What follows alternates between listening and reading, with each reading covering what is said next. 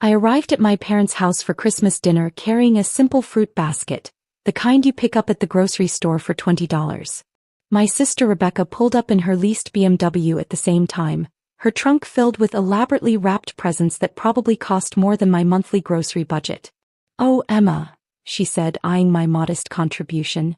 "Still keeping it simple, I see." I smiled and didn't respond. Rebecca had always been the golden child. Married to a corporate lawyer, living in a house with a 3-car garage, president of her neighborhood HOA. I was the family's question mark, the one who never quite figured it out, according to my mother's friends. Inside, the house smelled like roasted turkey and my aunt's famous sweet potato casserole. My extended family had already gathered: aunts, uncles, cousins, my brother Marcus and his wife Jennifer. The conversation stopped when I walked in. "Emma, so glad you could make it," my mother said, her tone suggesting she was mildly surprised I'd shown up. "We weren't sure if you'd be too busy with your projects." "Wouldn't miss it, Mom," I said, setting the fruit basket on the counter next to Rebecca's tower of gifts. My Uncle Richard was already 3 drinks in. "So, Emma is still doing that internet thing? What do you call it again?" "E-commerce," I said quietly. Right. Selling stuff online. My neighbor does that too. Makes a few $100 a month with those crafts." He chuckled. "Good hobby." I took a seat on the couch and accepted the glass of wine my cousin offered. The television was on in the background, playing the local news. Everyone had moved on to discussing Rebecca's latest achievement. She'd been featured in a local magazine as one of the 40 under 40 business professionals. "The photographer took 3 hours to get the perfect shot," Rebecca was saying, showing everyone her phone. "They wanted it just right for the cover." "We're so proud," my father said, beaming. "A cover feature. That's real success." My Aunt Linda turned to me. "And Emma, dear, are you still living in that little apartment downtown?" "I am," I said. "Well, that's fine. Not everyone needs a big house. Very practical for someone with a small income." She patted my hand sympathetically. Dinner was served at 6. We gathered around the extended table my parents only brought out for major holidays. I was seated at the far end between my teenage cousin who spent the entire meal on his phone and Uncle Richard, who had moved on to bourbon. "Thanksgiving turkey, Emma?" my mother asked, her voice carrying down the table. "Or are you doing one of those trendy diets? I know income can be tight when you're self-employed." "Turkey is perfect, Mom." Rebecca, seated in the place of honor next to our father, was holding court about her upcoming vacation to the Maldives. "The resort is exclusive," she explained. "You have to be recommended by an existing member to even book a room." "That's the kind of success we love to see," my father said. "Working hard, climbing the corporate ladder, investing wisely." My brother Marcus chimed in. "Remember when Emma wanted to drop out of her marketing job to pursue entrepreneurship?" He made air quotes. "We all tried to talk sense into her." "I was so worried," my mother said, shaking her head. "A stable job with benefits and she just walked away." "How long has it been now, Emma?" Rebecca asked, her voice dripping with concern. 5 years of this online shop experiment?" 6, I said, cutting into my turkey. 6 years. "Oh honey, don't you think it's time to consider going back to a real career? I could ask Douglas if his firm has any administrative positions opening up." Douglas was Rebecca's husband who had joined us late after an important conference call. He nodded patronizingly. "Happy to help, family. We all have to be realistic about our limitations." I took a sip of water and said nothing. The meal continued with various family members sharing their accomplishments. Marcus had gotten another promotion. Jennifer had been elected to the school board. My cousin had made the dean's list.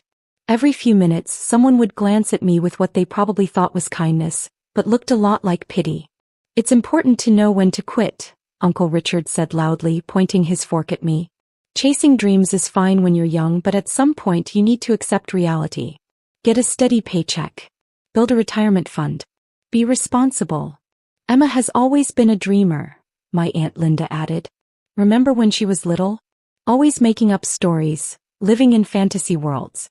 Some people never grow out of that." After dinner, we moved to the living room for dessert and coffee. The television was still on, now showing the evening news. My mother had made her famous apple pie, And Rebecca was describing her new kitchen renovation that cost more than most people's annual salary. Marble countertops from Italy, she was saying. The installer said they were the finest he'd ever worked with. Of course, you have to invest in quality when you have the means. I accepted a small slice of pie and sat in the corner armchair, the one that was slightly worn and faced away from most of the family circle. Emma, sweetie, my mother said, have you thought about taking some business classes? Maybe learn some real skills?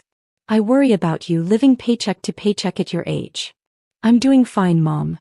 Fine isn't good enough, my father interjected. You're 34 years old. You should be established by now. Look at your sister. House, car, investments, respect in the community. That's what success looks like. Rebecca smiled modestly. I've worked very hard. Made smart choices. Followed a proven path. Exactly, Douglas said. The proven path. Not these get-rich-quick internet schemes. My cousin's wife, Amanda, spoke up. I read an article about online businesses. Most of them fail within the first year. The ones that survive barely make minimum wage when you calculate the hours worked. That's what I've been saying, my mother said, her voice rising with frustration. Emma, you're wasting your prime earning years. Think about your future. You have no retirement savings, no property, no security. Uncle Richard raised his glass. Here's what I think, and Emma, I say this with love. You need to stop playing entrepreneur and get serious about life. This isn't a game. Several family members murmured in agreement. I set down my pie plate, barely touched. The room felt smaller, the walls closing in with their concern and judgment and absolute certainty that they understood my life better than I did. Playing entrepreneur with your little online shop, Rebecca said, laughing. I'm sorry, but that's exactly what it is. Playing pretend. We're all too polite to say it directly, but someone needs to. For your own good. The room fell silent for a moment. Then my Aunt Linda spoke gently. We love you, Emma. That's why this is so hard to watch. You're too old to be playing these games. Games, my father repeated. That's the perfect word for it. While everyone else is building real careers, real wealth, real legacies, you're playing. My mother's eyes were actually glistening with tears. I lie awake at night worrying about you. What happens when you're 50, 60? Still in that little apartment, still pretending to run a business, with nothing to show for your life. Marcus leaned forward. Look, sis, we're staging an intervention here because we care. You need to hear the truth. This fantasy you're living? It's not sustainable. It's not real. You need to wake up and join the adult world. I took a slow breath and reached for my coffee. My hand was steady. I mean, what do you even sell? Jennifer asked. I've never even seen your website. Because there probably isn't one, Douglas said with a condescending chuckle. Or if there is, it's one of those sad little Etsy shops with 3 items and no sales. The television had moved from news to the evening programming schedule. A commercial was playing, something about holiday shopping deals. Rebecca stood up to cut herself another slice of pie. Emma, I'm going to be very direct because I'm your sister and I love you. You're embarrassing yourself. You're embarrassing this family. Every time someone asks what you do, we have to make excuses. Oh, Emma's trying to start a business. Emma's exploring entrepreneurship. It's humiliating. Humiliating, my mother echoed. When Patricia asked me at book club what my daughters were doing, I could brag about Rebecca's magazine cover and her beautiful home. But I had to say you were working on some online projects. I could see the pity in her eyes. My father set down his coffee cup with more force than necessary. This stops now, Emma. New Year's resolution, you're going to get a real job. I don't care if it's entry level. At least it'll be legitimate. I could probably get you an interview at my company, Marcus offered. They're always looking for people in customer service. It's not glamorous, but it's honest work. Real work. The commercial ended. The television screen showed the beginning of a new program. The local news magazine show that ran special features on Saturday evenings. Tonight on News Center Special, the announcer's voice rang out, an exclusive look at one of the most extraordinary business success stories of the decade. How a young entrepreneur turned a simple idea into a global empire worth billions. No one was really listening. Rebecca was describing her upcoming performance review where she expected another raise. Uncle Richard was refilling his bourbon. My mother was collecting dessert plates. Our feature tonight, the television continued, focuses on Emma Chin, the elusive founder and CEO of Lux Global Holdings, whose revolutionary approach to sustainable luxury goods has disrupted the entire retail industry. My mother dropped a dessert plate. It didn't break, but it clattered loudly on the coffee table.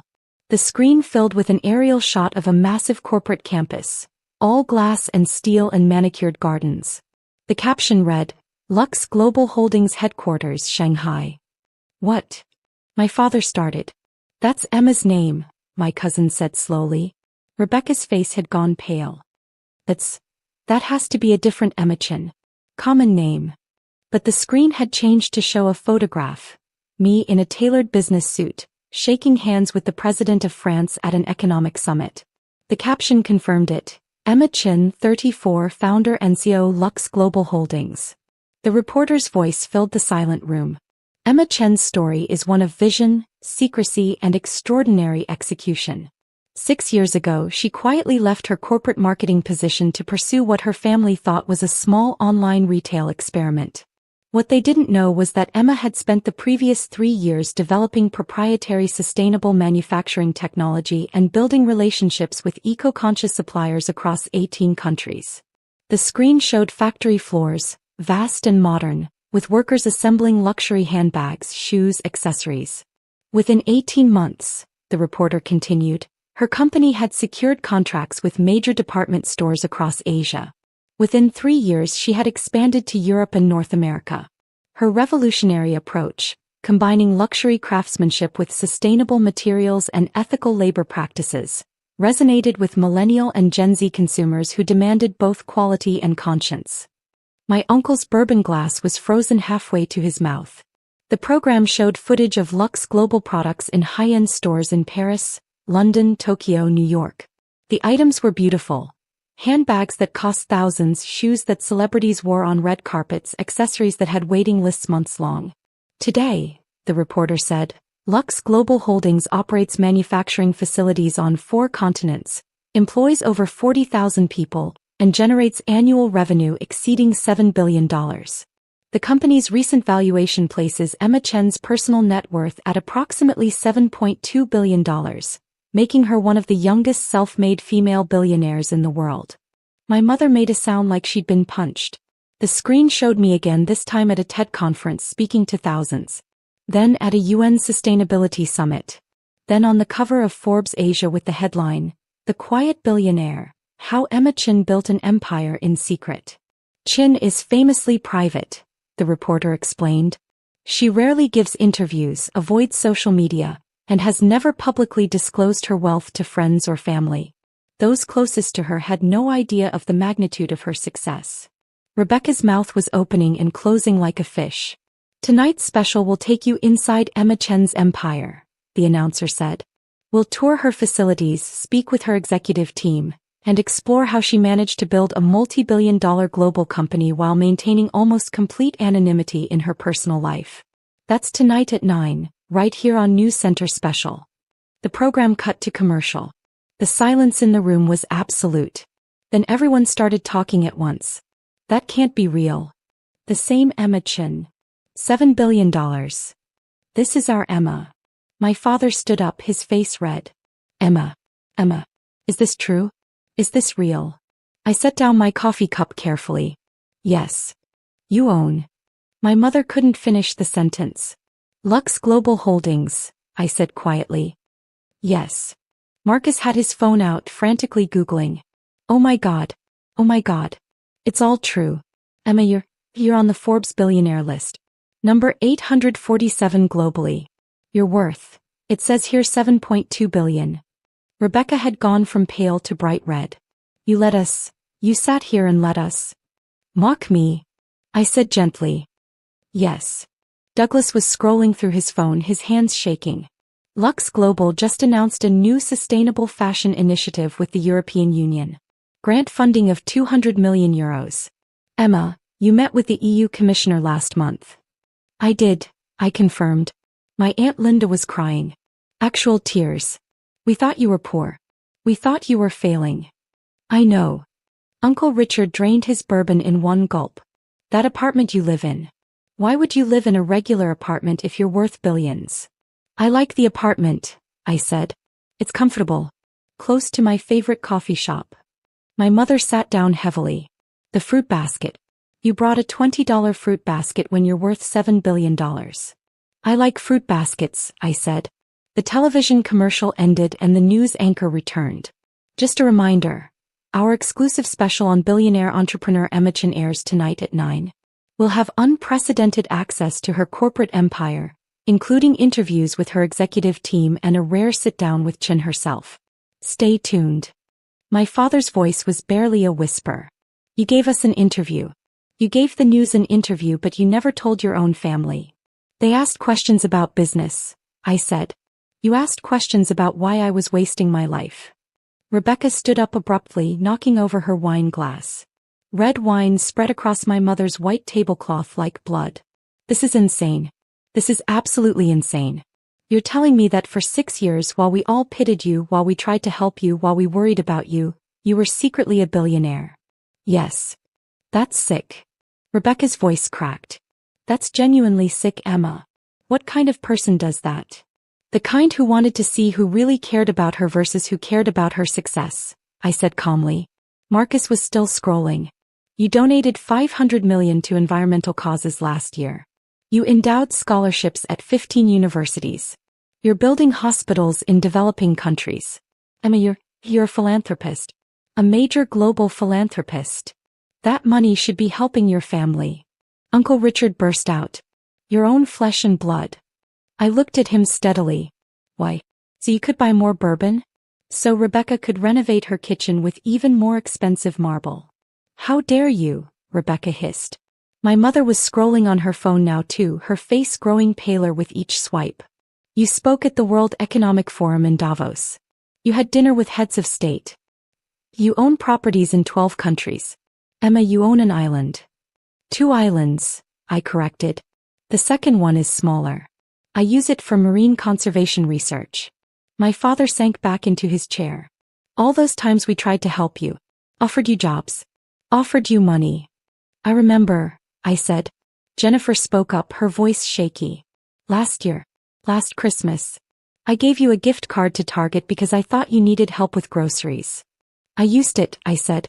Bought some nice towels. Thank you. Douglas was pale. My firm. I offered you an administrative position at my firm. I'm a lawyer making $300K a year and I offered you. Oh God. It was kind of you to offer, I said.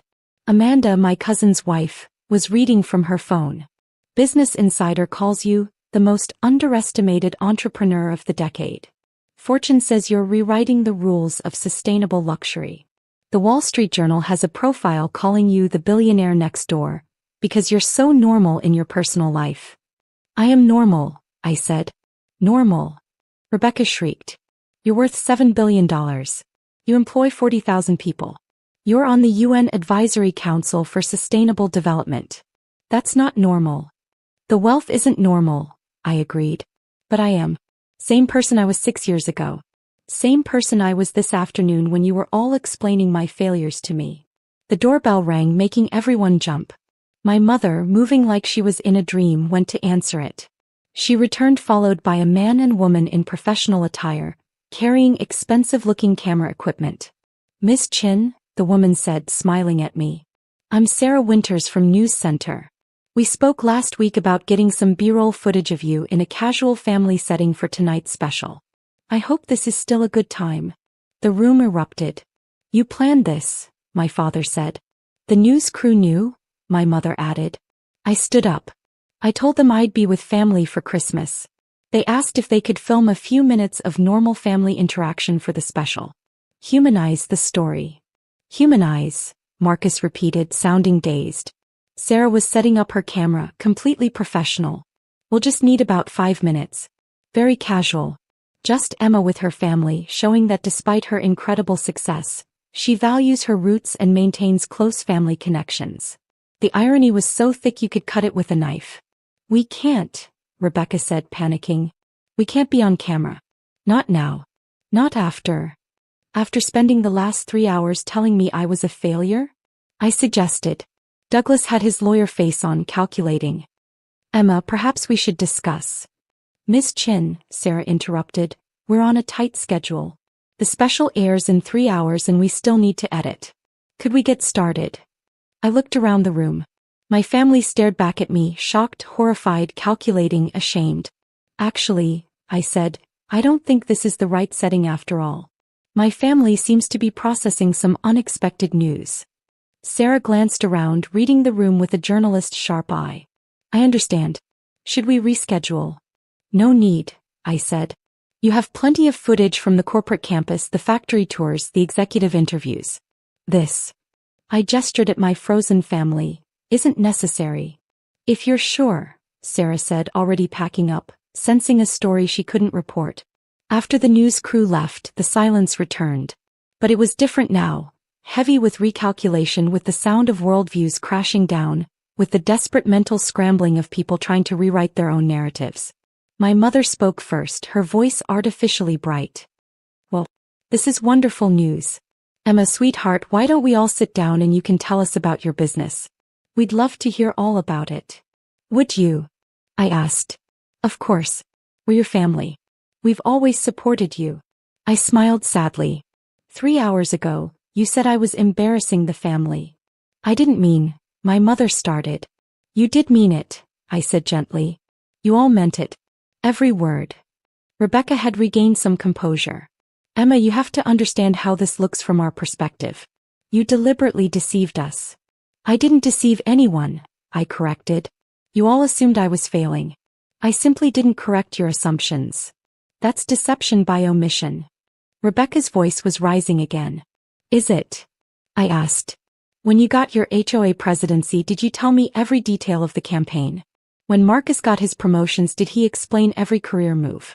Or did you all just share what you wanted to share and I accepted it without interrogation? Marcus shifted uncomfortably. That's different. How? Because you're worth billions. That's relevant information.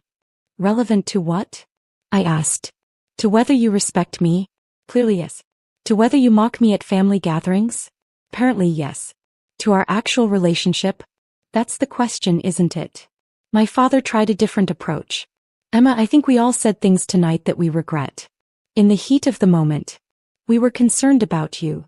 You were ashamed of me, I interrupted, my voice still calm. There's a difference. Uncle Richard had poured himself another bourbon. Listen, Emma, we're all adults here. Let's move past this. You're successful. We're proud of you. Let's talk about the future. The future where I fund your retirement? I asked. Or Rebecca's next vacation. Or Marcus's kids' college tuition. We're family, my Aunt Linda said, tears still streaming. Family helps each other. You're right, I said. Family does help each other. When I was starting my business, did anyone offer to help? Not with money, with time, with interest, with basic respect. Silence. I ate Thanksgiving dinner every year at the far end of the table, I continued. I listened to lectures about my failures. I accepted pity and condescension and outright mockery. And I did it quietly because I wanted to know something. Know what? Jennifer asked softly. Who you all really were, I said. Whether any of you loved me for me or whether you only love success. My mother's face crumpled.